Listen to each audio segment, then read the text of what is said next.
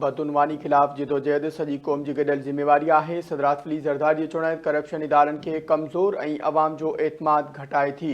Corruption न रुगो तरक़ी जी रफ़्तार खे सुस्त करे थी, क़ानून जी बालादस्ती खे पिणु मुतासिर करे रही आहे। पाकिस्तान वक़्त सां गॾु एहतिसाबी निज़ाम खे बहितर बणायो आहे। इख़्तियारनि जो ग़लति इस्तेमालु ऐं करप्शन वारनि केसनि में ओगाड़ियूं कयूं वयूं आहिनि। इदारा सियासी वाबस्तगियुनि खां मथां थी पंहिंजा फ़र्ज़ सरअंजाम ॾियनि था। एक भेरो ॾींहुं नाज़रीन या ख़बर शिकनालूं बदउनवानी खिलाफ जिदोजहद सॼी क़ौम जी गॾियल ज़िम्मेवारी आहे।